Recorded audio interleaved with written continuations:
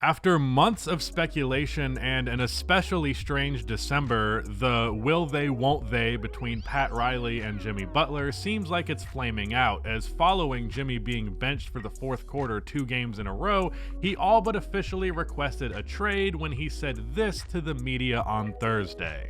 What do I want to see happen? I want to see me get my joy back from playing basketball. And wherever that may be, we'll find out here pretty soon. But I want to get my joy back. I'm happy here, off the court. But I want to be back to somewhat dominant. I want to hoop. And I want to help this team win. Right now, I'm not doing that. Can you get your joy back here on the court? Probably not.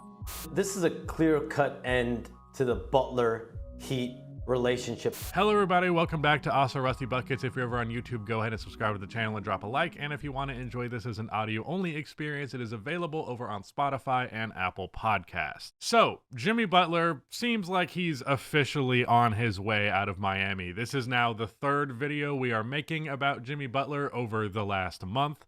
And it's warranted because this saga has been a very large part of current NBA discourse. And the other day, that press conference, man, woof, that is as close to publicly demanding a trade as you can absolutely be. So there's been an incredible amount of finger pointing throughout this entire saga, and that has only gotten worse after this happened last night. There's blame to be put to the franchise, there's blame to be put to Jimmy, and a lot of it's messy and almost none of it is black and white. But before we actually get into that mess, I wanted to go over the timeline of Jimmy's time in Miami, both to know how we got here, but also to understand that the Jimmy Butler Heat era was not a failure. And I'm seeing a lot of people suggest that it is. And I want to make it very clear that it's fucking not.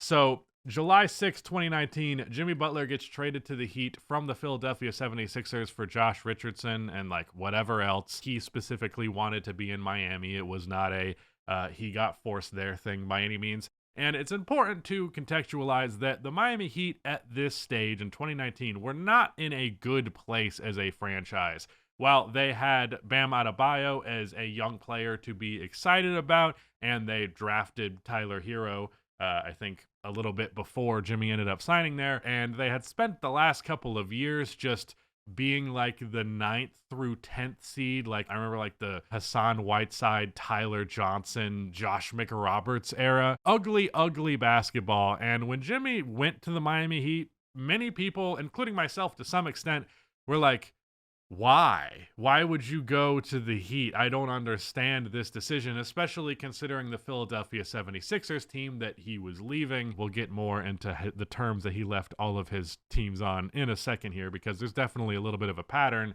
But he went to the Heat. He was committed. He felt like the culture fit his play style, fit his ideology as a player. In fact, he would regularly compare it to what the culture was like in Chicago when he first arrived there, with like Joakim Noah and Tom Thibodeau and all of these vets who are like, we're going to call you on your shit when you shit. We're going to call you on your shit when you say, I don't know. But it was a really good fit, as it turns out. And he proved that immediately when in the bubble, maybe not immediately because the season got delayed by like multiple seasons, but they would end up going all the way to the NBA Finals during the NBA bubble. And he did that by having one of the greatest fucking playoff runs of all time. And I'm not exaggerating. Oh, those stats actually aren't even that crazy. I think there was a series or two in there where he was chill, but the Milwaukee Bucks series in round 1 was the main thing where he was just going off like crazy. Or it was round 2 rather, a 40-point game in game 1. But in the NBA Finals, there was that iconic photo of him bent over the stanchion, exhausted, because he truly was carrying. Not only was this team just not as talented as the Lakers, even if healthy, on top of that, they had a bunch of injuries, including, the number 1 shot creator after Jimmy being Goran Dragic, who missed a large majority of the series. He averaged in total in the NBA Finals 26 points per game, 8 rebounds, 10 assists, 2 steals, and 55% from the field. We won't look at the 3-point percentage because that's not what he's good at. 43 minutes a game in the finals. That's just, you want to talk about him being exhausted. That's why. Well, It's just crazy. 43 is about standard for a superstar player in a final series, actually. He had a 40-piece. He had a 35, 12, and 11 game. In fact, he had 2 triple-doubles. That 40-piece game was also a triple-double. Just monstrous stuff. Now, if you're a big believer in the bubble just being a fluke inherently, maybe that doesn't really jive with you. But the thing is, he did it again, arguably more impressively. They would lose to the Bucks in round 1 in the following series while getting swept. Jimmy Butler played like absolute shit. In fact, if I remember correctly, it was Bryn Forbes who averaged more points per game in this series than Jimmy Butler did. And if you're not familiar with Bryn Forbes and you're thinking, who's that? There's probably a reason. He's not very good, and he's not in the NBA anymore, but he did manage to outscore Jimmy Butler for this playoff series. So that was like, if you're a big part of the bubble was bullshit brigade, well, this would have been a very strong contending point. Then after that, he signs a contract extension through 2025 with a $53 million player option for 2026. They lose to the Celtics in Game 7 of the Eastern Conference Finals in 2022. Once again, I want to point out that Jimmy Butler was fucking awesome. He averaged 25 points, 7 rebounds, 3 assists, 2 steals, had a 41-point Game 1, a 47-point Game 6, which was pivotal in them not losing earlier on. So let's take a timeout and let's actually look at what this team was at this point.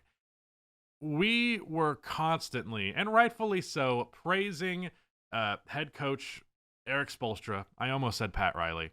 Crossing my wires there. Head coach Eric Spoelstra and his ability to do this like black magic wizardry ability to turn a nobody into like a god tier role player. You know, Gabe Vincent, Caleb Martin, guys of that nature. And I think the Heat got a little too comfortable with that being their culture, with that being how they do things.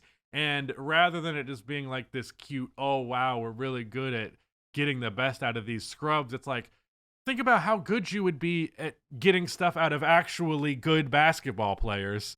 And imagine if you put those actually good basketball players next to Jimmy Butler. Now, Bam Adebayo, actually good. Tyler Hero is actually good this year, but has been mixed bag so far. Before that, they went after Kyle Lowry. The Kyle Lowry thing didn't work. He kind of fell off the moment that he went to Miami. He was already starting to slip in Toronto, so it wasn't necessarily the biggest surprise in the world. And they, of course, failed to close on the Damian Lillard trade 2 off seasons ago, and the compromise that they got was Terry Rozier, who has been fucking awful in a Heat uniform. So, February 9th, 2023, Pat Riley is reportedly napping during the NBA trade deadline. This is after he failed to get that dude for Jimmy Butler. And despite that, Jimmy Butler still gets them to the NBA Finals again. This time, no bubble. This time, arguably a more difficult path to get there. In the NBA Finals, he averaged 21 points per game, which was not that great. But if you look at that Milwaukee series, holy shit, 35, 25, 30, 56, 42. Like, he literally averaged, I think, 40 points per game in that series or somewhere on that ballpark. Pretty good throughout. He unfortunately got an injury in the Knicks series that probably reduced how impactful he was able to be. Because if you actually look at his, like, Boston series, he started really strong, kind of middled out towards the end there. 29 points on 21 shots, 14 points, bounced back a little bit to close, and they actually almost blew a 3-1 lead. So that does show you how just barely by the skin of the teeth the Miami Heat did this. I want to be clear, that's 3-0, not 3-1. That's... Oh, yeah. Yeah, you're right. They almost blew a 3-0 lead. That would have been wild. Game 6 ended on a Derek White tip-in buzzer beater. But yeah, I recognize what ring culture does to a lot of people, where if you don't win a championship, you failed. But getting this team to the NBA Finals with the level of talent on this roster, consistently upsetting teams that were expected to beat them. I know I personally picked the Boston Celtics to beat the Heat, and I didn't even really think it would be that close. The Knicks also had a pretty damn good shot of winning if they didn't have their own injury stuff. However, they entered that series. The miraculous aspect of it is that they were the 8th seed after a play-in tournament that they barely even got through. So they're consistently getting by on the skin of their teeth. They're consistently getting by with players who are elevated by Eric Spoelstra's coaching, but are ultimately still not that good and inherently very limited players. The offense for the Miami Heat has not been particularly good pretty much ever during this era. They hung their hat on defense, and then they hoped to God that Jimmy Butler would just carry them through a playoff series. And the reality is, as Jimmy Butler gets older, that is becoming more and more unlikely. I feel as though, in terms of depth, the Heat are actually not in a terrible place, but they're nowhere where you want to be. And in terms of the limitations towards Jimmy Butler's game, it would be nice if you had like another perimeter player to bring some contrast to that, to take some pressure off of him. And of course, there is the big issue that stems from where a lot of this drama came from, of Jimmy Butler not really trying during the regular season, pretty much point blank period. He gets his decent enough numbers well below what he is very capable of putting up if he really wanted to. And it consistently results in the Heat not being in a good position going into the postseason. So in 2024, they go into the postseason barely managing to get there, and then Jimmy Butler's not even available to pull off some kind of miraculous run, and they lose to the Boston Celtics in 5 games. He got injured in that game 1 play-in tournament game. Unfortunately, they managed to still get there without him, but this is just a model that is built perfectly to get you really far, but not far enough. And it seemed like the Miami Heat were content with that, which understandably would bother Jimmy. So let's get into the recent drama. So, after losing to the Celtics in round 1 with Jimmy Butler hurt, he says that the team would have won if he had played. He is referring to going on to play the Knicks in round 1 rather than the Celtics in round 1. And then, after making those comments, Pat Riley said this. For him to say that, I thought, is that Jimmy trolling or is that Jimmy serious? If you're not on the court playing against Boston or on the court playing against the New York Knicks, you should keep your mouth shut in your criticism of those teams. Yeah, not good vibes on that clip. I think Pat Riley was a little bit tired of Jimmy Butler's shit. As I said, as we're going through this is not black and white, and I think there's a lot of blame to go around on multiple ends of things. So Jimmy and Riley's relationship really hadn't recovered since then, has not recovered since then. Riley also cites time missed as a potential reason to not extend Jimmy Butler. Shams reports that Butler wants to play the season out in Miami. Clears up the notion of a trade demand following a lack of extension. The Heat show no interest in trading him, and Butler apparently has an affinity for Miami. So this is a report going into the season. The lack of a contract extension led to some speculation, but it seemed like everything was all good. However, on December 10th, a report comes out that the Heat are willing to listen to trade offers. What's interesting to me about that is that it was the Heat saying they're okay with offers, and it wasn't a thing from Jimmy, which might have only escalated things. Following that, 15 days later, Butler basically puts in a trade request with several preferred destinations while he was away from them with illness. There was a big back and forth between Shams and Jimmy Butler's agent as to the legitimacy of these teams, as to the legitimacy of him wanting to be out to begin with. And because of all this speculation, because of all these dumbass NBA YouTubers making videos about it, who would do something like that, Pat Riley, via social media, said, "We are not trading Jimmy." But then, of course, can you get your joy back here on the court? Probably not. And ever since that press conference happened, very soon after that, Shams had this to say. Sources tell ESPN that Jimmy Butler has indicated to the Miami Heat that he wants the organization to trade him. He wants to play anywhere but Miami. Anywhere else. It's not just this teams that were listed earlier. Dude would rather play for the Washington Wizards than the Miami Heat at this point, it seems. And it reads in the recent Shams piece like the Butler's agent versus Shams thing is done, and we're not doing that anymore.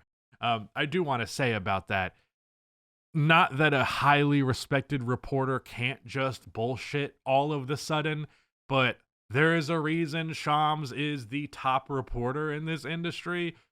It's because Woj retired. But after that, it's because he's just right. He's just always correct about these things, 9 times out of 10. So when I saw this back and forth, I was like, nah, man, I think there's some fucking shit here. And Jimmy's agent is trying to clean things up because he knows it's not exactly a good look for Jimmy to be demanding a trade or, leaving on bad terms for literally, he's done it every single time in his career. Every team he left on bad terms. So I understand trying to put out that fire, but it wasn't going to go out if this is what ultimately was going to happen anyways. It seems like Shams' source on this has been Jimmy's agent for the most part, like in this clip that's either played or about to play. Sources also say that he does prefer the Suns, Warriors, Rockets, Mavericks as desired destinations, but both sides have met over the last week, the Heat with his agent to try to diffuse this situation from my understanding, but it has reached a point of no return. He talks about sources. That source is just Butler's agent, period. To me, at least. Allegedly. Whatever I gotta legally say. And I don't think they're gonna come for you. And right here where I wrote, Riley also cites time miss as a potential reason to not extend Butler. I'm really just kind of parroting the point that Shams is publishing that offseason where it's like, hey, we haven't heard anything from the Heat except for this end of season press conference. So maybe what he said here can allude to why they didn't extend Jimmy. Who knows? The agent might have asked for an ultra maximum contract and they just said no. And that's the real reason, we don't know the actual reason Jimmy Butler didn't get extended, but what is being reported by Shams, which is likely just a mouthpiece for Jimmy's agent, is that it's this relationship between him and Pat Riley over effort and time missed. And I guess it's just maybe Pat Riley's tone. You should keep your mouth shut. We won't sit here and say that I don't play hard. So since this article does appear to be just straight talking points from Jimmy's GM or Jimmy's agent, let's go ahead and walk through some of the stuff from this article.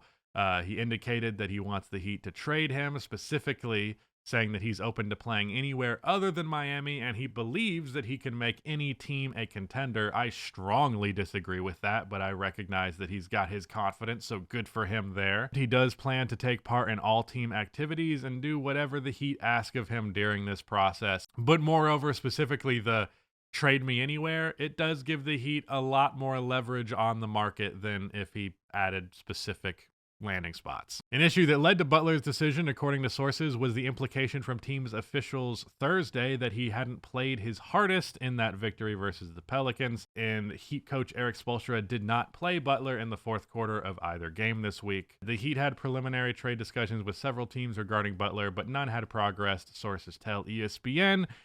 Do you really have to repeat that over and over again? We get it. You have sources. The Heat have shown no urgency in trade talks.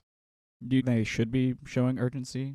I think this is a dark cloud over the franchise, that it would be better if they just moved on.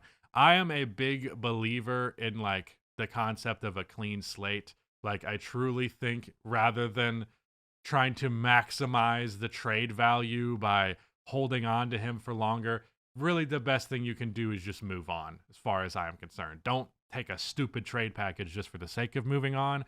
But I wouldn't draw this out. Riley and the Heat's owner met up with Butler's representation multiple times to try and resolve this divide. The Butler-Heat relationship has been tense since last spring when Riley announced the team would not extend Butler's contract. Butler could have gotten an extension for as much as $113 million over 2 years. A lot of money for a guy pushing 40. And apparently the relationship has yet to recover. Butler is in the final year of a contract, paying him $49 million this season. He has a player option for the next season for $52 million in 2021, with one guarantee left on the deal. Year left on the deal. Butler extended his contract with the Heat in a similar situation. Butler, 35, is averaging 18, 6, and 5 while shooting a career-high 55% from the field. He is one of the NBA's elite competitors and has a perennial postseason performer. His team has made the playoffs in 12 of his 13 seasons. Do you see what I mean when I'm like, this whole piece sounds like it was Yeah. written by his fucking agent? Like, even down to teams have been informed that Butler intends to decline his 26-player option. Like, what, you're telling me the agent has called up 29 other GMs and been like, hey, just so you know, if you trade for Jimmy, he's not going to opt into that $50 million, I promise. I promise.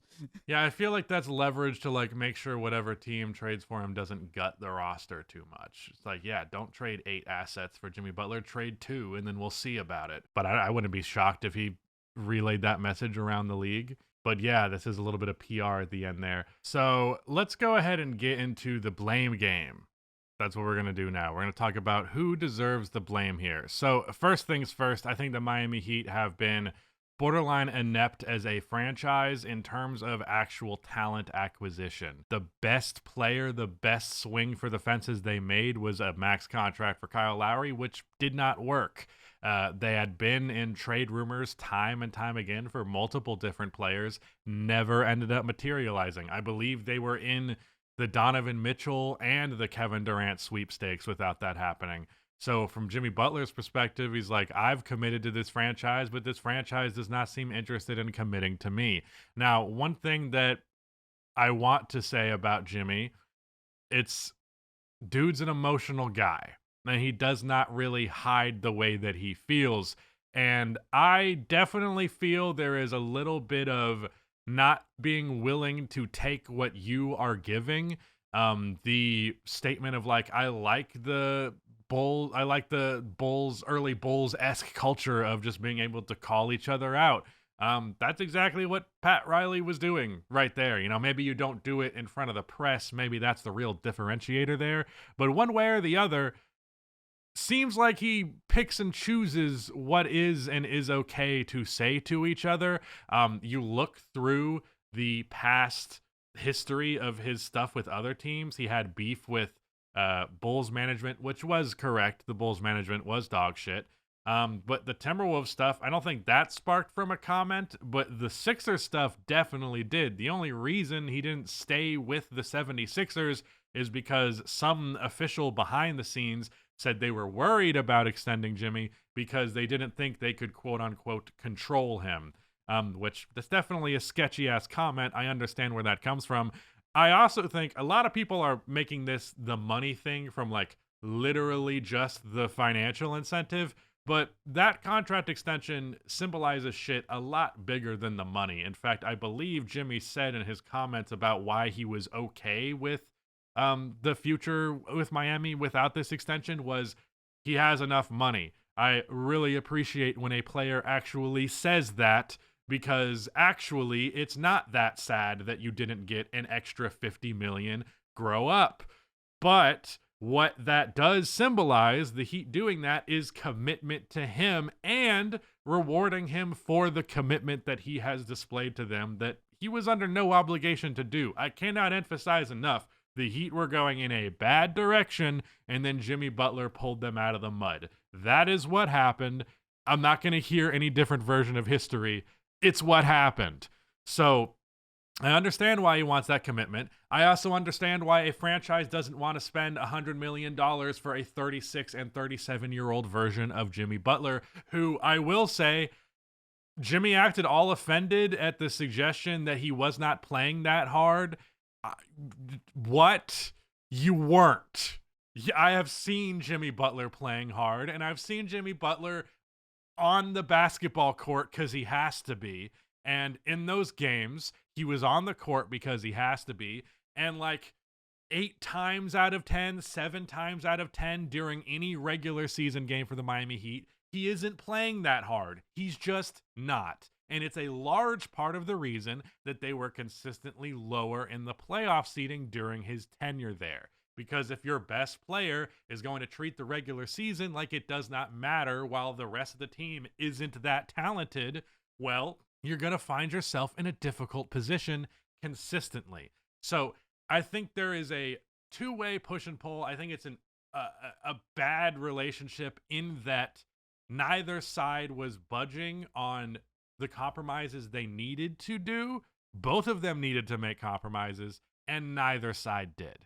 Jimmy Butler needed to try more during the regular season.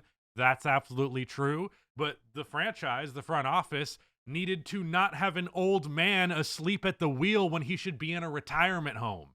So there is a lot of mess here. I don't think there's an angel in this group. I don't think there is a right and a wrong.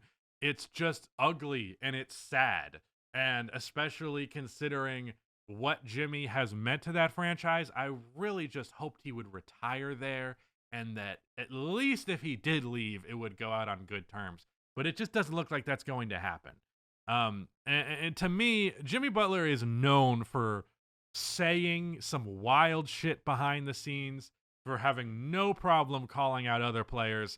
I think he's being a little bit of a baby by reacting the way that he did to what Pat Riley said. It really was not that big of a deal. It might have stemmed from other underlying issues that were larger than just that, and that was really the straw that broke the camel's back. But either way, that shit looks like a straw to me. So I don't know why he's acting like it's the end of the world, because it's not.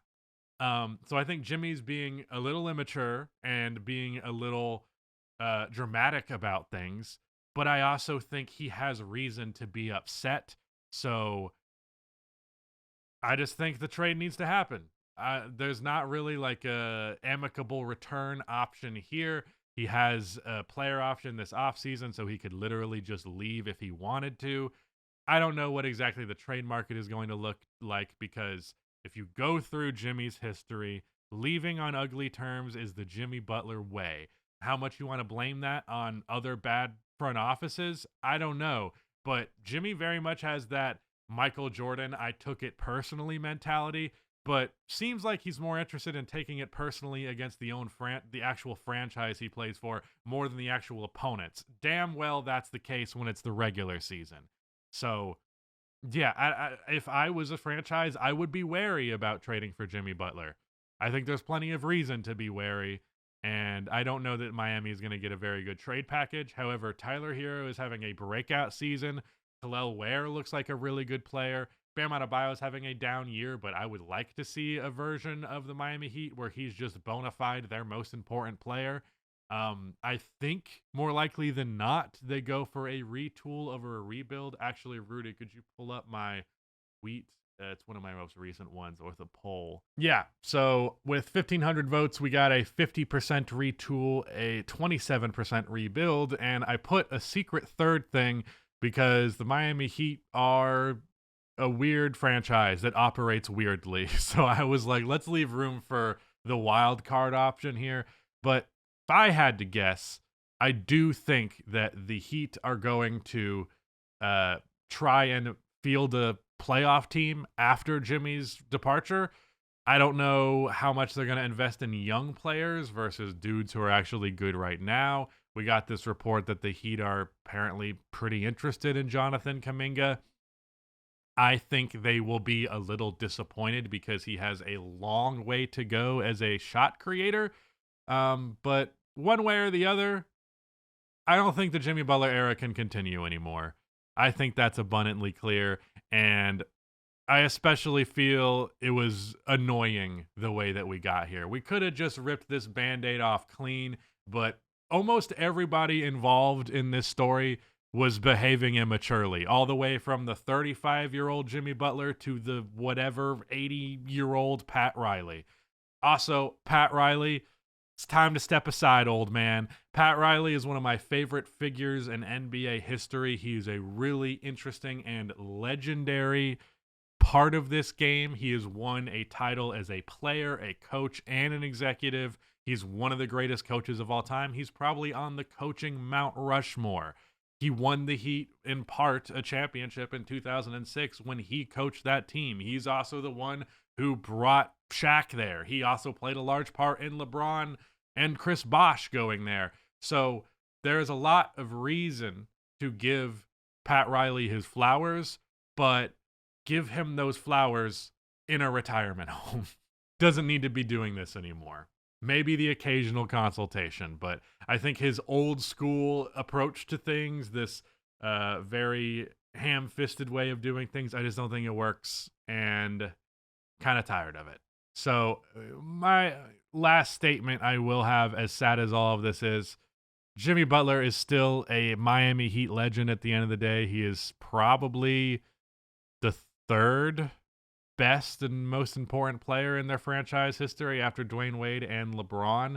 2 finals appearances, Eastern Conference Finals MVP, 2 Eastern Conference championships, 3 appearances, first in triple doubles in franchise history. That's actually really impressive.